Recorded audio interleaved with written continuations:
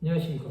오늘은 마가복음 4장 5절에서 6절의 말씀으로 씨 뿌리는 비유 두 번째 돌밭에 뿌린 씨라는 제목으로 하나님의 말씀을 나누고자 합니다.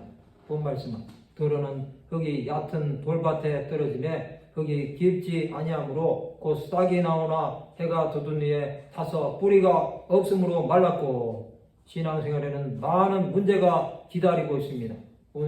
오늘은 씨 뿌리는 비유 두 번째 시간으로 돌밭에 뿌린 씨에 대해 생각해보는 시간을 가지고자 합니다. 돌밭에 떨어진 씨는 흙이 깊지 아니합니다. 그것은 뿌리를 깊이 내리지 못함으로 싹이 나오나 해가 돋은 후에 뿌리가 없으므로 말랐습니다. 이것은 자라지 못하는 신앙생활을 말합니다. 또 이와 같이 돌밭에 뿌려졌다는 것은 이들을 가리킴이니 곧 말씀을 들을 때에 즉시 기쁨으로 받으나 그 속에 뿌리가 없어 잠깐 견디다가 말씀으로 인하여 환난이나 박해가 일어나는 때에는 곧 넘어지는 자요라고 예수께서는 해석해 주십니다. 이것은 말씀의 아멘으로 화답은 하지만 신앙생활에 뿌리가 없기에 세상의 유혹이나 시험이 올 때 넘어지는 자입니다. 이런 자는 하나님의 말씀은 잘 듣습니다. 즉 신앙생활은 하지만 자신이 살던 습관에서 못 벗어납니다. 이렇게 돌밭에 뿌린 씨는 사람 앞에서 하나님을 부인하는 자들입니다. 즉 자신의 삶의 현장 가운데서 예수 그리스도를 시인하지 않는 것입니다.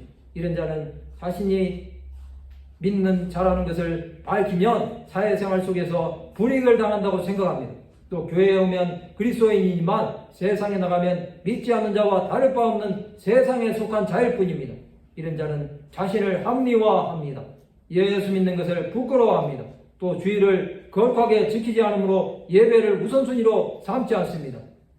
주일에 가족 행사나 모임이 있으면 그것을 우선시합니다. 즉 하나님을 경외하는 마음이 없는 것입니다. 이렇게 사는 자가 어떻게 예수 그리스도를 나의 주, 나의 하나님이라고 신앙 고백을 하겠습니까? 이들에게 예수 그리스도는 부담스럽습니다.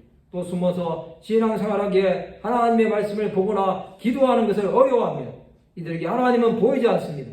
그들이 믿는 하나님은 자신의 문제를 해결해 주시는 분 정도로 밖에 생각하지 않습니다. 돌밭에 뿌린 씨는 자기 본의로 사는 자입니다. 즉 자기가 신앙생활의 중심이 되는 자입니다. 이런 자는 아무리 하나님의 말씀을 들어도 시간이 지나면 잃어버립니다.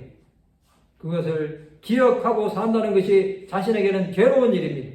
성도 여러분, 돌밭에 뿌린 씨가 되어 하나님의 마음을 아프게 하는 자들이 되지 마시기 바랍니다. 자신의 영혼을 위해서도 이런 자는 회개함으로 말씀이 깊이 뿌리를 내리게 해야 합니다. 또 말씀에 잠겨 사는 자로 바뀌어야 합니다. 말씀을 마치고자 합니다.